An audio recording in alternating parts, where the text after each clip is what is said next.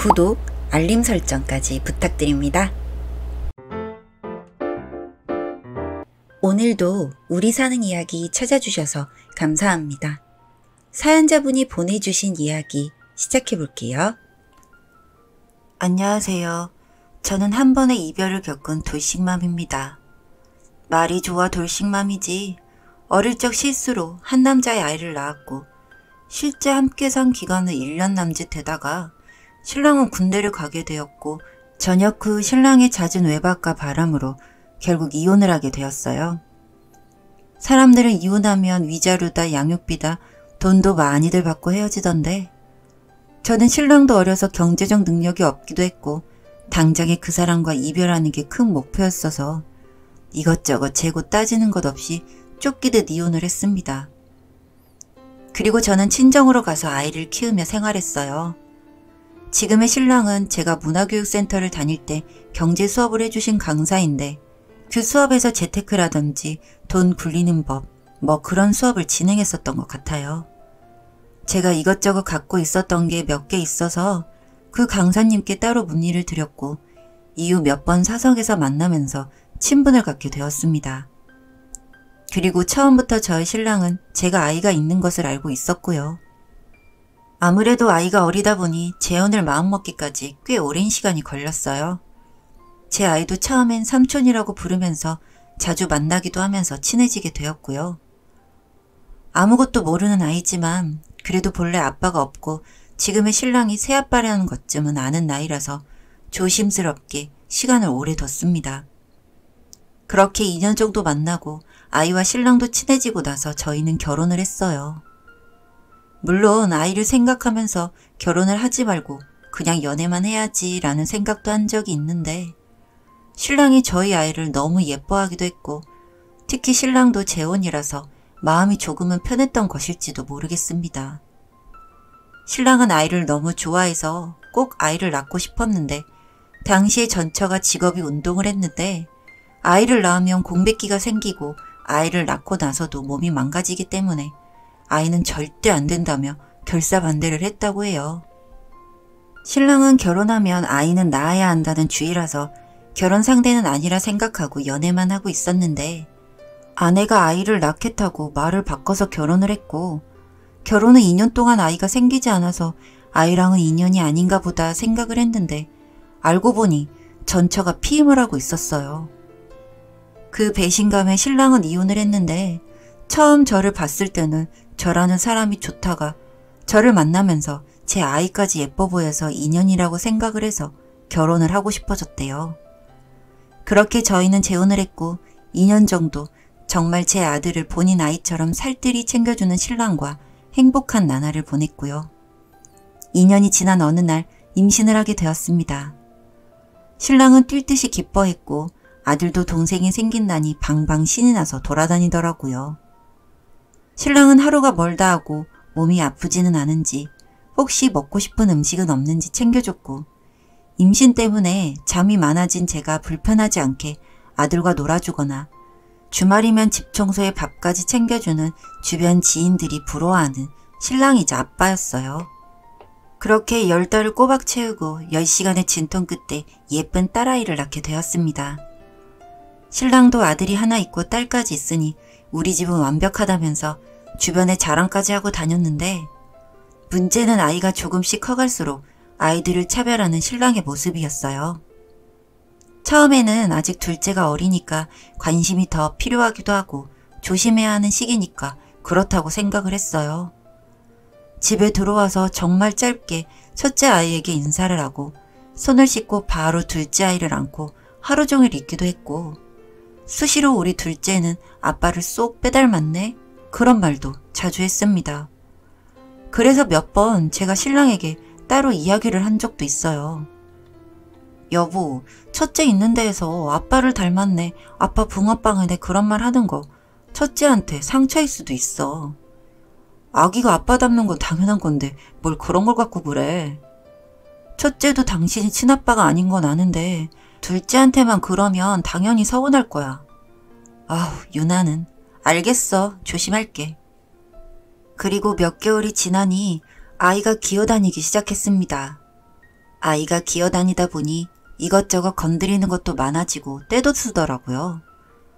대부분 아이가 기어다니는 범위에 놀이 매트를 깔고 안전문을 설치해둬서 걱정이 되는 부분은 없었는데 틈 사이로 첫째 아이의 장난감을 당겨서 둘째가 물고 빨고 있었어요.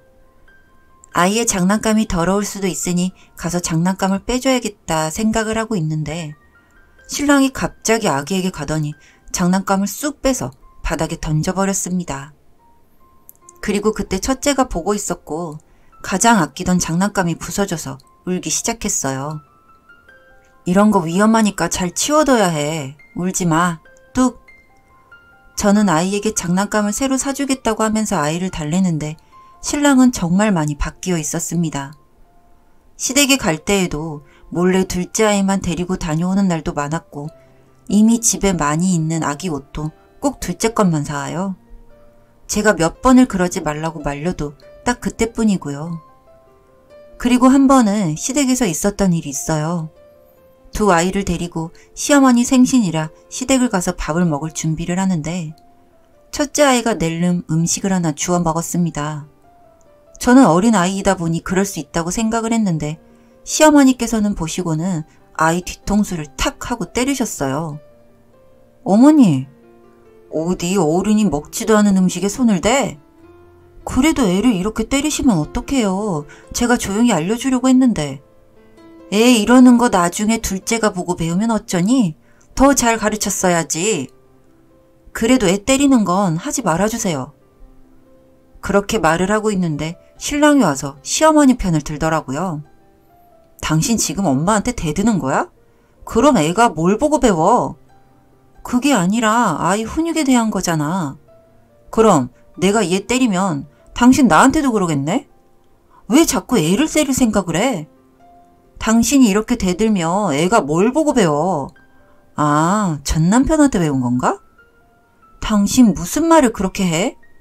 아니 뭐 틀린 말도 아니잖아. 나중에 클 때 첫째랑 둘째랑 다르게 크면 그런 것 때문 아니겠어? 아이 앞에서 싸우는 건 정말 하기 싫었는데 신랑이 계속 쏘아붙여대는 통에 하고 싶은 말도 못하고 아이의 손만 잡고 멀뚱멀뚱 서 있었습니다. 아직 어린 아이인데도 첫째는 아무 말도 없이 닭똥 같은 눈물만 흘리고 있었고요. 단지 둘째가 보고 배운다는 이유로 그 어린 아이의 뒤통수를 때린 시어머니가 너무 미웠고 전 남편을 운운하는 신랑이 싫었습니다. 그리고 그날 이후 신랑은 첫째에게 둘째가 보고 배울 수 있어서 훈육을 한다는 이유로 아이에게 화를 많이 냈고 아이는 조금씩 신랑을 무서워하더니 언젠가부터는 신랑이 들어오면 방에 쏙 들어가서 자는 척을 하는 지경에 이르렀습니다.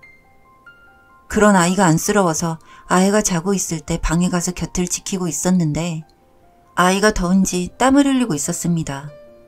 그래서 거실에 있던 부채를 갖고 아이의 옷을 걷고 부채질을 해주려고 했는데 아이의 배 쪽에 멍이 들어있더라고요. 분명 이틀 전에만 해도 없던 멍인데 혹시나 싶어서 다른 곳도 이곳저곳 봤더니 다른 곳에선 상처가 보이지 않았어요. 자는 아이를 깨워서 물어봤습니다. 배 쪽에 멍이 왜 들었냐고. 아이는 아빠에게 맞았다고 했습니다. 둘째의 티셔츠가 위쪽으로 말려 올라가 있어서 옷을 내려주고 있었는데 갑자기 아빠가 와서 발로 찼다고요. 그 순간 뭔가 잘못된 걸 알았어요. 아, 내 아들은 이 집에서 더 이상 가족이 아니구나. 아이가 순수한 의도로 둘째의 말려 올라간 옷을 내려주려고 한 건데 그걸 어떻게 오해를 했길래 아이를 발로 차고 더러운 새끼라느니 그런 욕을 할 수 있겠어요. 그 순간 아이에게 너무 미안해서 끌어안고 펑펑 울었는데 아이의 뒤통수에도 멍이 들어서 부어 있었습니다. 그날 아이를 친정에 잠시 맡겨두고 신랑에게 말했습니다. 여보, 당신 첫째 때렸어? 때리다니 그게 무슨 소리야? 걔 배에 멍이 들었더라. 물어보니까 당신이 때린 거라던데? 아, 걔 이제 거짓말도 하니? 나도 거짓말이길 바랬어. 근데 여보 그거 알아? 우리 집에 홈캠 있는 거. 아기 있는 집에 유아 필수템인데. 그게 뭐? 며칠 지났다길래 녹화가 돼 있을까 걱정했는데 있더라. 그럼 봐서 알겠네. 걔가 둘째 몸 만지고 있었던 거. 당신 정말 삐뚤어졌구나. 홈캠에는 분명 손가락 끝으로 잡아서 옷 내리려 하는 게 찍혔는데 당신은 애가 뭐 하는지 보지도 않고 발로 찼더라. 당신이 잘못 본 거 아니야? 됐어. 우리 이혼해. 애는 둘 다 내가 키울 거야. 무슨 소리야. 둘째는 절대 못 줘. 애가 물건이니? 정신 차려. 아동 폭력하는 애한테 어떻게 애를 맡겨? 그렇게 이야기를 하고 둘째도 데리고 친정으로 갔습니다. 집에서 부모님께 혼이 나기도 엄청 혼이 났어요. 그러길래 왜 재혼을 했냐고. 사람 마음이 간사해서 팔은 안으로 굽는다고. 부모님의 말씀이 다 맞았습니다. 제가 아직 미성숙했던 거죠. 그럼에도 저는 두 아이의 엄마라서 이혼을 했어요. 불행인지 다행인지 부모님 주변에 이혼 전문 변호사가 있어서 아동폭력 증거로 수월하게 이혼을 했습니다. 그래도 다행인 건 제가 경제적으로 여유가 있어서 그 상황에서 참지 않고 두 아이를 데리고 나올 수 있었던 거죠. 첫째 아이에게는 또 한 번 씻을 수 없는 상처를 줘서 미안하고 또 미안해서 속지 않은 마음으로 살아가려고 합니다. 사연은 여기까지였고요. 우리 사는 이야기 시청해주셔서 감사합니다.